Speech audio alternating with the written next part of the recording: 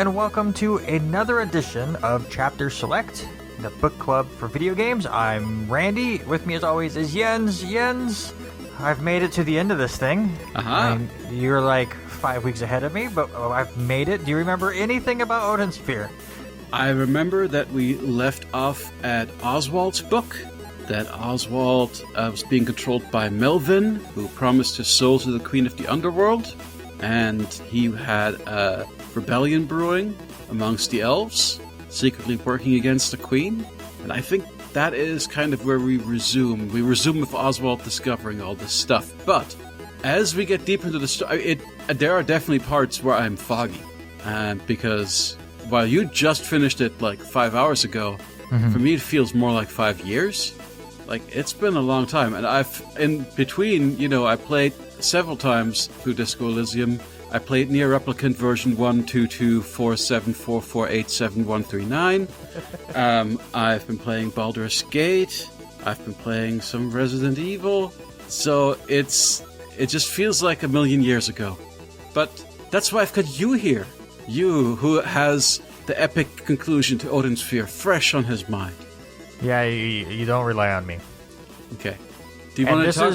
This is my point as to why Odin Sphere is not a good story. Because you don't remember any of it. Well, that's not true. I'm sure it'll all come back to me. I know there's 3 evil wizards who are pulling the strings. One of them is controlling a dragon. The other dragon is being controlled by Melvin, I think. And he just makes... Oswald just kills the ancient, wise, innocent, non-violent dragon to prove his point, to prove the power of his new weapon that he got. But he starts to see the error of his ways once he starts falling for Gwendolyn. And also he starts conversing with a certain magical bird. I really would like you to tell me about, book 4 onwards. You're looking at the wrong person. This story is just the blandest thing to me, and I know we've had this conversation off air. I would like to have it on there now. Okay. The voice acting has completely wore on me to the point where I lost all interest. The story was not intriguing at all, and then the voice acting got worse and worse to me. Now, what is it about? I'm not saying by saying worse and worse, I need to reiterate, it's not bad. The voice acting in this game is far from bad. It's just so melodramatic, and at times does not even equal what is going on in the event, which doesn't help because there is little to no animation to go along with it. I don't know how many times, we'll get to it when we get to the 5 endings, or whatever, in the 6th book, but you're riding on the super dragon that is destroying the mountain, and your character goes, "Oh, they're destroying the mountain. Oh, this is so bad," while just standing there. It's like, come on, can we animate anything, please? Now, everybody in this game is very prim and proper, but that is a part, I think, of it. You ain't gonna be prim and proper while you're on a dragon as he's destroying the world. Prim and proper goes out the window. Gwendolyn is a very composed person. You're not gonna see Gwen. I mean, considering how much she endures over the course of the story, you can't really blame her. The hell you can't. I'm 100% for being excuse me. I'm not blaming her. I'm blaming the creators of this game. So this game actually has a pretty distinguished voice cast, and I think they do a pretty good job of giving you that slightly old-timey Shakespearean tone. Not obviously that the writing is Shakespearean, but just in the sense that everybody is taking it very seriously and reading the lines with kind of grim determination. And no emotion. That's absolutely not true. I think there is a lot of emotion in the story. In fact, not in the voice acting. That's what I'm saying. Of course there is. And definitely not in the animations. So you're telling me that for instance, when Velvet and Gwendolyn finally forgive each other, that there's no emotion in that scene? Or not in the voices. I really do not agree with you. I think the voice acting is perfectly fine, if not good. It's adequate. Would be the nicest I'll get to it. Oh, I can't agree. I think the voice acting is Yeah, is of high quality, just like all of the production of this game. But tell me more about what you thought of the story and the character arcs. I already did. There's no character. It's just a No, terrible what do you story. mean? Okay, all right. What about the fate of the Pukas? What about Velvet's hometown and the the cataclysm that befell them after they abused the magic cauldron? What about all the scheming and double? Listen, I would care more about this story if this game didn't go off a spreadsheet. You want me to play your game like a spreadsheet, I'm going to treat it like a spreadsheet, and I'm not going to get into the extra lore and stuff. It's What are you just talking about the chapter like structure or the repetitive here's a 2-minute scene that is taken completely out of place of where it is chronologically. Now play for 20 minutes. Now talk to the boss for a minute, then beat the same boss you've beat 4 other times. And then have the exact same fucking conversation with that boss as he's had the other times that you've beaten him about how he feels bad that he's doing this, but he just can't help himself because the wizard's an asshole. Yes. And then get another scene that basically pushes to where you're going next. Save. Start the next thing where you start in your hometown talking about, well, now all of a sudden you have to go to this place. And this is the reason why. And you go there, and half the time, that's not even the reason why, or at least the boss that you're fighting makes no sense for the area, but they've only created 10 bosses, so you have to when you say the bosses, sometimes you fight the boss in a natural habitat, and sometimes you fight the boss where the boss fights himself at that point in the story. I think the narrative justification for everything that's happening is pretty strong, and even though the scenes are presented out of context, by the time you get to the final book, where you have to interpret the prophecy and decide who is going to fight which final boss in order to get the correct ending out of it, everything kind of fits together, and you understand how all these storylines intersect and who is doing what. Of course. Stop. Even in the final book, where everything's supposed to come together, it's still 5 disjointed pieces of crap. They only come together in the very final scene, and not the story, just the characters. Even the final chapter, where you would think all 5 have to come together and work together to save the world or destroy the cauldron or whatever. They're all working together by simultaneous. They're each dealing with a different boss, so you kind of get all 5 sides of you have to use the right person for the right boss, and they're each doing their part. I mean, that's what the final book is. At no point do they all... That doesn't bring the story together. The stories are 5 separate stories. But they completely. They intersect over... And I mean, you've got the relationship between... I forget who the frog is actually... he's like the brother or something. He's the brother. He's Velvet's brother. Ingwe or something? Ingwe, thank you. And Ingwe has an interesting arc where he thinks he's doing the right thing, and he's making some very self-compromising choices. All of them are thinking they're doing the right thing, and that's fine. But they don't interact with each other enough. They interact with each other plenty. They each have things that they have to reconcile with each other. You know, kind of like how Velvet and Gwendolyn have to reconcile the fact that one of them is the bastard daughter, and at first they're competing for their father's love, and then eventually they realize that their father is a deceptive jerk who doesn't care about anybody, or who may care about them, but not enough that he's not going to sacrifice them for whatever his cause is. And they make up and become like sisters, and that's their arc. And everybody, if they work together, they like sisters. Of course, they don't even work together. They forgive each. They've got big speeches about. I swear, the characters all talk about how much. You saw the true ending, right? You saw the fact that it flashes like to the future, where we see as Pukas, Velvet and Cornelius together, and they decide to become human and grow old and die, and all that stuff. So, you not only do you see how everybody's story resolves and how they talk about how they feel about each other, and it all comes to a nice clean wrapped bow, but then you also get kind of the epilogue, where it then tells you the interstitial between that era and the little kid who was reading this stuff in history books way after the fact. And I do have to say, I like that the little girl actually does something at the end. yes, The whole time I was playing the game, I'm like, why is the menu system like this? And that scene, I will give 100% credit, was adorable. Other than the fact that she rips the book apart and goes, "Oh, I ripped Grandpa's book. I'll have Dad fix it." Like, again, there was no emotion. If my daughter breaks something of mine, she's gonna freak out. yes. Everybody in this But game still. is very calm about what's going on. I agree. Yes, But, but it is. I feel that was a good scene. that's a stylistic choice. I don't think that's bad acting. I think that's a certain tone that they're going for. I disagree. Because if that's your stylistic tone, that's fine for normal events. But when shit hits the fan, your normalistic tone goes away. At the end of the world, Shakespearean people are not going to be all prim and proper. I watched Game of Thrones. When shit hits the fan, people go nuts.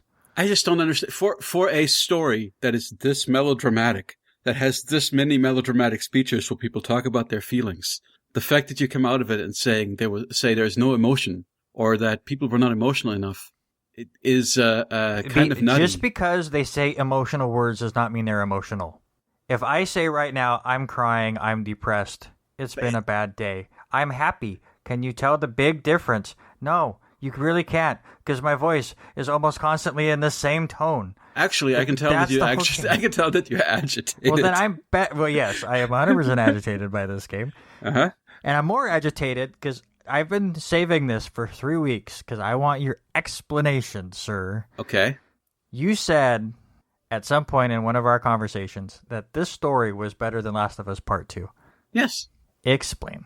Well, it sets up multiple different character arcs over a lengthy period of time across all these different settings. We see everybody's story, everybody's motivation, how they interact with each other, how they, whether they be star-crossed lovers or rivals, or, there's just a misunderstanding or they're being manipulated, you see, and there's a lot of tragedy, and it all kind of comes to, growth and people understanding each other and learning to work together. And, then you realize that the information that you've been gathering all this time adds up to this prophecy, which gives you the answer of how you save the world, and they all save the world together. And then, we flash forward to 200 years in the future where you've got the curse being lifted. So it's setting up all these story strands, and it gives them to you in little bite-sized, non-linear ways. But then in the end, it all kind of beautifully converges, has a really nice, satisfying resolution, and then ends on a really positive note, and it's just a very pleasing, complete experience.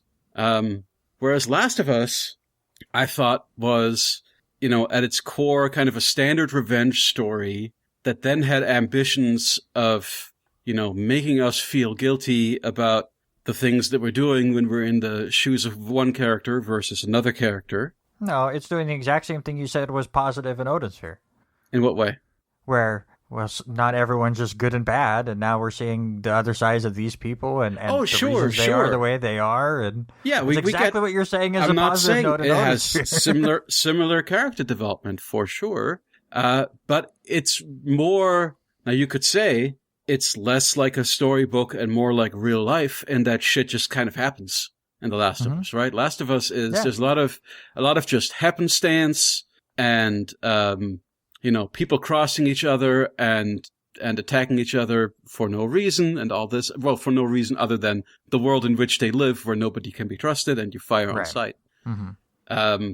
But at the core of it is really unsatisfying because it's a revenge story where after half of it, we're not really supposed to sympathize with the person wanting to get revenge. And really, she doesn't have that much of a case because the guy she's taking revenge for is a bad guy to begin with in his own way. Even though we like him, even though we like Joel, in a way, Joel had it coming. Yeah, but still, I mean, to her, that's her dad. Everybody had it coming, right? This is there's no. That's 100%. The thing, and everybody Spoilers by the end of the game. Last of Us Part 2, by the way. Anybody who's this is episode. What is this? Episode 20, episode 21 of our show. If you are not up on the games that we've covered so far, I'm sorry. No, I know. I'm just teasing. But it just kind of doesn't really know how to, it has like 3 or 4 different points where it could have ended.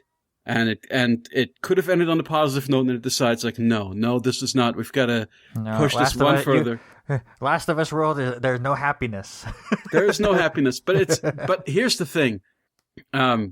Honestly, I find people's behavior in Odin Sphere more understandable, where I can see why Oswald does what he does, or why Mercedes does what she does, or why Cornelius does what he does, based on the information that they have and based on the world in which they find themselves. Whereas in Last of Us Part 2, I just have to accept, like, oh God, Ellie, what are you doing? Well, yeah, just because, you're disagreeing with their actions, but yes, that's just what she's doing. Because, again, revenge is going to make you do crazy things, unlike in Odin Sphere. Well, I disagree with her actions. All cookie cutter. Yeah, I just don't think that The Last of Us is completely successful in every way. I think it does a lot of things very well. I think it has incredibly impactful moments. I think it's incredibly well done for most of it. But then there are aspects, like, for instance, the first perspective shift with Abby and all the stuff with, like, you've just been killing all these dogs, but look what cute puppers they really are. Don't you feel terrible for killing all these dogs? Whatever. Like, it gets very heavy-handed to me at times. And I felt, I can't say it's a bad game. I mean, I gave it, an 8.5? I thought it was good. I don't know why we keep relitigating The Last of Us Part 2. I thought it was good. Because you brought it up. You were the one that said it was worse, so I just had to ask. No, I did not. In our conversation, I think you brought Last of Us up first. I might have. I don't remember. It's been a few weeks. And then I just said, like, no, I absolutely think this is more satisfying than Last of Us. It actually ties up all of its loose ends. The Last of Us, at the end, is all loose ends. I think if I did bring it up, it was because I'm really worried of your score.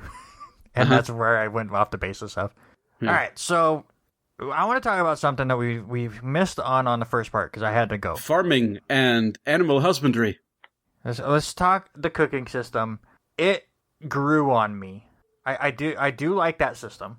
Mm-hmm. I don't think I ever disliked it, but I didn't use it that much because at the beginning you don't really need it. But getting into that final book and those final bosses being a little higher level, and I was under leveled, so I had to kind of go back and buff up my guys a little bit. I mean, the cooking system is really fun. It does get kind of annoying when the shop next to the cook doesn't have everything you need, and then you have to remember what chapter you need to go back to get the eggs. And I found it really funny. I never got a single chicken. My entire playthrough. Well, you must have skipped. You skipped a tutorial where they give you an egg and they say, put this egg on the ground. No, hold on. Uh-huh. I don't remember ever seeing that, so maybe I did whatever. Definitely. But I never got a single chicken my entire playthrough. Yeah, you don't get them. You put an egg down. Listen to me. I'm already in a mood. Let me finish my story. Okay. Until I bought one from the merchant at the Puka village. There's a store there that has basically all the items, and you can buy chicken. From that on, when I was going back and leveling up my last couple characters, enemies fucking started dropping chickens. Chickens started coming out of chests. That never happened once. And I was going back through rooms to get to these rooms that I had skipped, or going, because I was skipping a lot of the golden apple ones, because I just didn't care. And I was going back and getting those so I could be ready for the final boss. And going through rooms I've already defeated, all of a sudden were giving me chicken. It would have happened way sooner if you just, it's basically becomes a thing where as soon as you encounter one, they start appearing. I know, come on, man. Yeah, no, but I swear, there is early on in the game when you first get an egg, the game explains to you, you can eat this egg, or you can just put this egg on the floor and it'll become a chicken. And then you do it, and then you just, like, I must have raised 100 chickens over the course of this game. You don't need to, that's what I'm saying. Well, but here's the thing. It's an incredibly good source of XP because basically all you have to do is feed it. You just feed it seeds, and you've got a lot of seeds left over. I don't know if you left. My whole thing of this game is I never wasted a resource. Like, I would not waste a single seed. Always use it. Always harvest it. You're leaving XP on the table otherwise, right? So if you've got a bunch of leftover seeds, fine. Just feed those seeds to a chicken. Get a bunch of eggs. Those eggs turn to chickens. Now you've got 3 or 4 chickens. You keep one egg around to make more chickens later whenever you need them. And now you've got 4, you kill the chickens, and now you've got 4 roast chickens that give you, 50, 100 something XP I don't even per chicken? remember. Or I was mostly doing the chickens because I was trying to finish off my cookery, which I honestly think I have 1 or 2 left. I've been keeping a spreadsheet so I can get that stupid trophy, and I think there's 1 left because by the time I got there, I needed milk, I think. And the one shop didn't have it, and I didn't care to go back yet. Like, I sent you that early on when you were like, "No, I'm not farming," and I sent you a video of like, "No, look, farming." Like you can do that with chickens, where you just have like an army of chickens, and then you slaughter them all, and then you just go nom nom nom, and suddenly you're a level higher. Mm-hmm. So you can. That's why I think you complained about being basically underleveled. No, for the last book. Just for the last book, only because without ever attempting to. I mean, obviously you were playing on a difficulty higher than me. I was playing on normal. You were playing on hard. And again, I'm not one of those people that is going to downgrade a game because it was too easy or it was too hard. Like, it's all about the experience. It's the one thing I get with when listening to Video Games to the Max, which is also on the W2M network. And Mark Morrison in one episode will say, "Oh no, I didn't like this game. It was too hard." And then the next episode, he's like, "I don't know, this game was too easy." It was just with the whole cooking stuff and the farming stuff, I didn't feel I really needed to do it because at that time I was still walking through enemies. I didn't need to level up. I was worried if I do all of this, I'm going to be too overleveled and then I'm going to breeze through even harder. I was at that perfect level where bosses were difficult, but I was able to get through usually on my first try. And then I got to that final boss and they bump up like 5 levels and I went, Oh no! Now I have to go level up to go get that. I had no problem with that. It's true. Like, the final book's a jump in difficulty. Getting to that big jump, I have no problem with the jump going into the end. Minus that you then have to leave that book, go back to their book, move around some inventory. No, but the inventory is all shared, so that makes it easy. Like once you get to that point, not if it's on their person. Okay, sure, yeah, you've got to move it into the. So when I was doing all of the cooking stuff. Mm-hmm. I learned to just throw everything in the person I was using. I put it into their box. So then when I was done, it was still in the box, and then I was able to pull it as the next person, and I would just transfer it over. But literally, the only cooking ingredient that I did not immediately put in the box was eggs. Like I would always carry 1 egg with me specifically for that reason, because you get to that point where I've got too many seeds. I can make some chickens really quick. And get some XP out of it, or get some roast chicken to have for later. So I always kept an egg around with me, but everything else, you just move it into the box because, the restaurant can access it for recipes regardless of where it is. Mm-hmm. And it doesn't really matter. Which is nice. Yes. I was very happy with that. That's a quality of life movement for sure. There's a lot of quality of life stuff that I think is pretty good in this. But yeah, what did you think of the alchemy stuff? I engaged with the alchemy stuff very little. Me too. So I did only at the end, again, because you start sharing inventory, so I kept moving around health potions, and then it was by the end, I'm like, I'm not going to do that anymore, I'll just make them. The best potions, the potions that I made a lot of, are potions that give you extra XP for food. So basically, if you make high-level... yogurt, right? Yeah, the yogurt-based ones. So if you make a lot of high-level versions of that potion, and just chug that every time before you start munching down on a whole bunch of XP fruit. Grapes specifically are high XP fruit. So, you grow your garden of grapes, you chug down your yogurt juice, and then you go nom nom nom nom nom nom, and suddenly you're a level higher. Mm-hmm. So I used alchemy for that. But most of the ones, alchemy has a lot of temporary spell stuff, which I don't think you need because the general abilities that you unlock are so good. And you have a good magic pool anyway. I very rarely needed to use magic potions to refresh myself. Yeah. Mm-hmm. And there are some that are just like stealth. Like, why would I ever stealth in this game? Well, wasn't it just, it was stealth, but you couldn't attack too? It was basically a potion to get you out of danger. To skip certain areas, which is something that I never felt like I needed to do. That makes, I get it more. Or if you needed to, I need to pass through this area. Mm-hmm. Let's say that you wanted to get one of those collectibles where you shrink yourself and you've got to make it very quick from A to B. Mm-hmm. So that, you can get to the secret room with the tiny entrance before your shrink spell undoes itself. So for a situation like that, it might be helpful to drink the potion that makes enemies ignore you. Mm-hmm. But 99% of the time, I just made potions to sell them. I just got money back, basically, from any surplus potions. I think out of the little I ever used the alchemy, it was 80% for healing items and 20% for if I ran out of what was the flame one that would just create a tower of flame. Yep. Those were my favorite magic items to use when an enemy wasn't moving. I just threw one under him, even though their throw range always would mess me up. I would throw it past them half the time.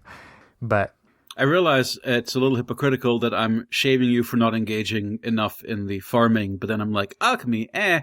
well, again, But, the difference is that the farming actually yeah. has an XP. Like, that's a permanent level up benefit. That and the only reason I didn't was because I had no reason to level up at that point. So again, Right. I wasn't knocking it because I wasn't using it. It was just I had no need for it, and once I had a need for it, it worked fine. The combinations were fun. Did you warm up to the food now that you've had to eat? They Now still that don't you've look eaten good. all the food, doesn't look good to you? No, I hit circle every time. What about not even those little cream pastries? No, I ordered my food. I hit circle and I watched my XP go up. What about that chocolate volcano cake? Man, this game's got some pretty food. You need to go play Final Fantasy 15. That's all I have to say. I've played Final Fantasy 15. The food doesn't That look food. That That it's food fine. that's good. Especially the cup of noodles. It's great. I want to say one thing that the final bosses brought up as far as my issue with the combat. Like, the combat was fine, but those final bosses were pretty spongy. I do like that most of them had a combination that you had to do. Beat up part A to unlock part B, and then beat up part B enough to beat the boss. Yep. And each one kind of had that same formula. But they did have 3 or 4 health bars that you had to get down. And basically. It was really annoying when you get really close to knocking that out and it disappears. So then you have to do that whole thing again just to give it 2 more hits. And then it just automatically disappears because it has to reset. So I was like, that was a rotation. It's again, I'm not knocking the game for it. It's a gamer frustration at that point. But I do have to say I feel really bad for my PlayStation 5 controllers, especially my square button. Yeah. This game, you hit that thing. Did you really so mash more in much. this than you did in I Am Mayo? I mean, come on. I would like to know how many times I hit square in this game. It might be as much as I Am Mayo. And actually, it is more as far as my PlayStation 5 goes, because with I Am Mayo 2, you could use the touchpad. And that's what I did. But you still have to click it, though. I feel like I was very brutal to my touchpad. Yeah, that sounds 10 bad. minutes. I would not want to do that. Speaking of the combat, though, we should talk, even if you don't want to get into the story, and I apologize to the listeners. Hopefully you've played the game. You don't need a plot summary. If you're listening, if you're part of this book club and you're not doing your reading, then you're not doing your part, listener. Well, it's just because Randy doesn't want to talk about it, apparently. Well, but no, if you want to talk about it, go ahead, but you don't remember any of it. Well, it's not that I don't remember any of it. I don't know if I want to get into, like, I would want to hear how you, but you just don't even, you just say, it was all bad. No, I 100% admit I watched every cutscene. I possibly dazed out on multiple of them, especially late on in the game. I lost all interest in the story. So, like, the fact that this game 100% outlasted its welcome because it stretched things out so damn long. Mercedes sacrificing herself, no impact on you? No, because I didn't care about the characters. Really? Oh, No. Mercedes, she's one of the sweetest, best written characters. Okay, all right. Let's just talk about how they play. I'm a big fan of Velvet and her chains.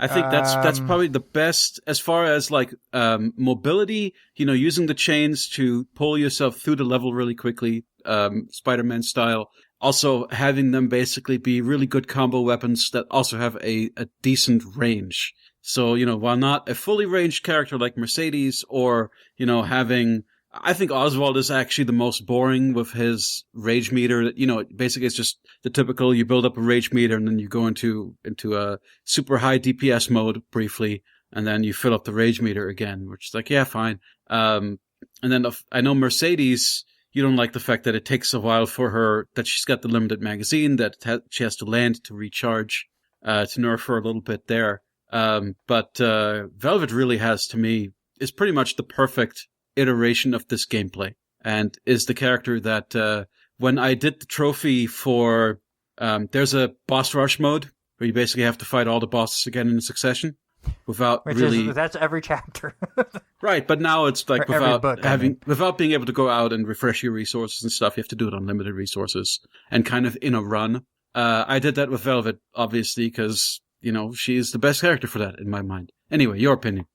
Velvet's not bad. But I learned something with Velvet that her animations are so long, turning around became impossible for me. Really? Like if I had two enemies on both sides of me, and I went to go attack once, and I went to go turn to attack for whatever reason multiple times, to the point where I was taking notice, the game would not recognize that I was trying to turn left because it was still doing the attack animation, and then by the time I had hit attack, trying to attack the guy on the left, it attacked the guy on the right again, or the air, because I had just killed the guy on the right. Wow. I also felt that she was the weakest of the 5. I felt like enemies took longer to kill with her. Like, it just felt like fights were taking longer with her. She has such good specials, too. She has some very good... Her fire specials... I was going to say her forward circle, but the one thing with this game is you can set it however you want. So I have no idea what the names are of these things. It was my forward circle, where she just drops fire in front. When you could group enemies together and hit that, fantastic. Yep. I'm trying to think what my favorite was. I agree with you with Oswald. Yeah, Oswald's my least favorite. That's the generic rage meter stuff. I loosened up on Mercedes. Oh, good. I also especially really like going Mercedes. back and leveling her up. Again, Mercedes is probably my favorite book. Mm-hmm. Just for the fact that But you didn't care when she died. No. I'm not saying storyline-wise. I'm just saying when I faced the same boss for the 5th time, at least hers were different sometimes. Like, they used her gun well, and then you'd have the side-scrolling shooting parts of the gun, or the bosses, and they finally got clever with her. Cornelius was generic. It might be Gwendolyn. I mean, obviously she's the first one. Yeah, she's a good all-rounder for sure. But I like her stuff. Cornelius had a really cool, like, spinning dive attack that I used a lot. But once again, if my aim was wrong, it's like especially when you're facing the giant bosses. Like, I work my way up there to attack them, and then I use that move, and then I spend 30 some more seconds trying to get back up because I had missed and shot myself off of him. Mm-hmm. But no, it might have been Gwendolyn. Again, none of them were terrible. I do wish, like Mercedes, they all would have brought something to the table gameplay wise. Mm-hmm. But all right, again, King Valentine. Tell me about King Valentine and what he is up to. The old dude. Yes, the old dude who's come out of the underworld. He's escaped. He wanted to be reborn or something and start. See, this is yes, and he's growing a dragon in the rebuilt crystallization cauldron, and he's one of those people who's been undead for so long and suffered for so long that he just wants to end it all and take the world with him, and he's going to use the cauldron to do that. And then there's also another king, King Galen, huh? Tell me about King Galen, Randy. I don't know which one's that. He's the one who descends into madness. That's every character in this game. He's left to control the netherworld. It's not ringing a bell. Sorry. Okay. Well. I can't. I mean, this is very sad. But I suppose it's still. At least you finished it, even if it all went in one ear and out the other. It's not me and Dark. It's not me and Dark Cloud. See, at least with Dark Cloud, it wasn't smashing stuff in your face all the time. It was just playing the gameplay, and if you want to learn backstory, you can go learn backstory. That's true. In fact, we've never even gotten into what happened in the ending of Dark Cloud, at least not on air. Yeah, it wasn't really big. You go back into the past and try to stop the Dark Genie from being created. Mm-hmm. It does not go well, and then you have to fight the Dark Genie, but it's before he's super powerful. Uh-huh. So you're able to do it. And again... I enjoyed Dark Cloud. That final boss is not good. I will 100% admit the final boss of Dark Cloud is pretty poop. But I did learn. I always forget how long the life cycles are. Obviously, we played the remake version, or the remade version. Mm-hmm. And I've been always wanting to go back and actually check. Because you can play the original version on this game. And I've never clicked it to see how it looked like back then. But it always surprises me that both Dark Cloud and Odin Sphere are PS2 games, but they're 6 years apart. That's true. PS2 was a long generation. It really was. Even though it's late generation, Odin Sphere is hella impressive for PS2. Again, I need to go back and look at, I've seen screenshots and stuff, but it's I've been meaning to go back same, and playing just, a level just to check it out. But I for everything that I complain about it being padded and stuff, and they're using the same bosses and over, I always have to remind myself it is the PS2. You can't have that much in the PS2, so they did everything they could to extend it long enough to tell their story. Just for me, I never could get into their story, so it just became extra padding that was unnecessary. But as you said, as a PS2 game, even though it was late generation, I can get why some people will put this in the top 10 PlayStation 2 RPGs. I definitely do not.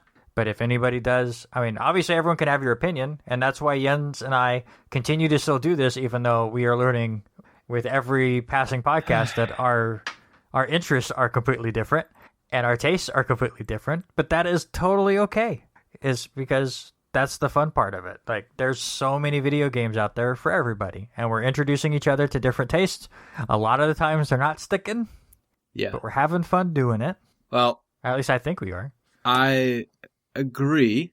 I am certainly having fun with the next game we're going to do, which we've both gotten started on.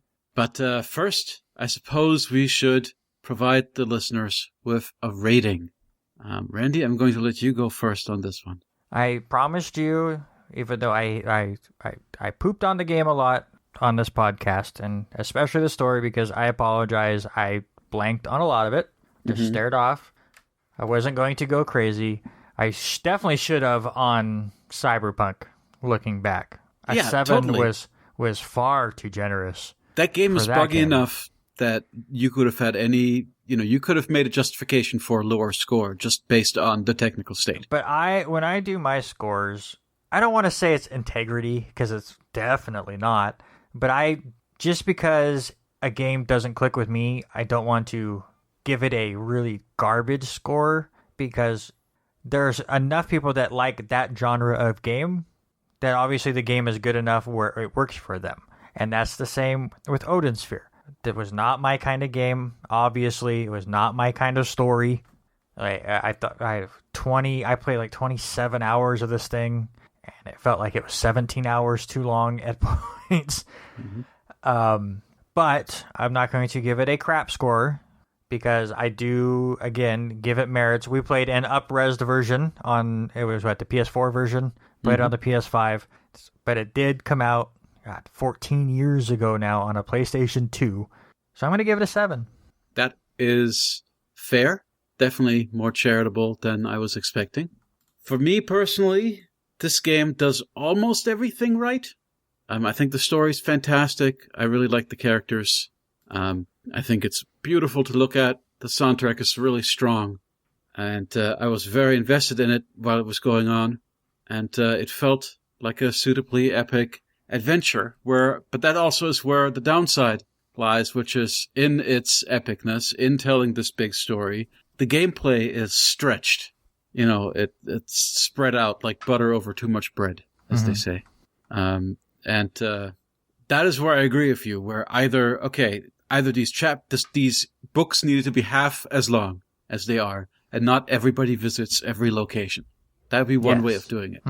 I agree. Or, and I honestly, not just to shorten it, but I think for somebody like me, it would have taken away a lot of the monotony of all of it. They're going to shoehorn every single location just because every character has to see every spot. Yes. So I agree. I think that is the biggest weakness. They could also alternately just having more enemy types. If you had twice as many enemy types, so that there's always at least a couple of new ones in every book, I think that would also really help. But aside from the fact that it's too little gameplay spread out over too many hours, I think this is pretty much a perfect game. I think it plays fantastically. It has made crafting and cooking and general upkeep that I don't usually like to do palpable. which is especially nice considering that stuff was way less forgiving in the original version of Odin Sphere, where, you could basically, if you didn't harvest your phosons fast enough, you'd lose them, basically. And generally, resource management was much more constrained. So I feel like they made that a lot more friendly and actually made it fun and relaxing. It's a nice downtime from the battles. And the battles are really good. And I like the dungeons and I like the secrets and all the aspects of playing it, really, I thought were very enjoyable. It's just, like you, I also was ready for it to be over just because... And I played it in a weekend, basically, I binged this game. And I don't know if that was the right choice or if what you're doing, where you're spreading it out over an incredibly long period of time and just forcing yourself to, at every turn. I don't know. I think both of us probably did it wrong. You smushed it in too much together, and now there's parts of the story that you were forgetting, and I spread it out so long that by the time I got back to characters, I forgot what they had done. Well, yeah, I guess the lesson is to take better notes, but... Yes, that too. For me, this is a 9. I'm not surprised. So there you go. That is Odin Sphere, the thing. How is it? Leifthrasir. Leifthrasir. I'm having enough problems naming things in the next game we're playing. Uh-huh. There are some words in there that... What? Trying to read all the notes. But we are playing the game that just recently released, and that is Resident Evil Village.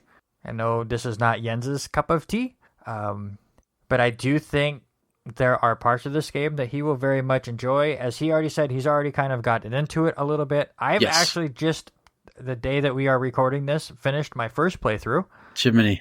And it's about 8.5 hours, I think I told you. You're always getting on my case about this, but this has got to be a record. Well, unfortunately, I have to do it this way anyways, because I have to do the written review for W2M. Mm-hmm. So I couldn't take too long. But with Resident Evil games, it's never just one playthrough for me.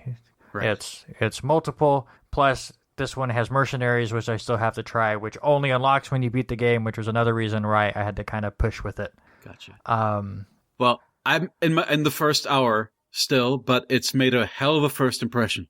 The only thing I will say about Resident Evil Village here, before we get into it in 2 weeks, is it is the most mishmash of horror video game genre types I've ever seen. Huh. It does what Resident Evil 6 tried to do, but in a smaller package and with one character. and with one character. Right? Resident Evil 6 was really bad, but it was super long. Every person's part, the story was so convoluted. Let's not get started. But each section kind of had their own horror genre type to their game. One was more shooty, one was more old school Resident Evil. That's what this kind of tries to do. It's each section of this game, it brings in a completely different element that makes the game almost feel completely different than it was an hour ago. That sounds exciting. It was really, really fun. And we'll get into it in 2 weeks once Jens is able to play a bit more of it. But you can reach Jens at Aperture Silence. You can yell at me about Odin Sphere at Randy Isbell. You can reach us both at chapter_select. Next week on Chapter Select at the movies, we get into Warcraft, which I need to watch because we need to record that a little early, Jens. I need to tell you now because next weekend I'm going to Vegas. Ooh. So we need to get that recorded earlier in the week, so I need to get that watched this weekend. Yes. And maybe we'll see how far you get in Resident Evil. Maybe we can try to pop that in there too. No rush, obviously. If you don't, doubt that will happen before you go to Vegas. Yeah. So we'll get into it when I come back. But until then, enjoy playing whichever kind of games you like. Discuss it with people that have differing opinions and have fun with it. Or get moody and aggravated like me, or annoyed with the aggravation like Jens. I mean, however way you want to go with it. Not that annoyed. But hey, that's Jens. I'm Randy. We'll catch you in the next chapter.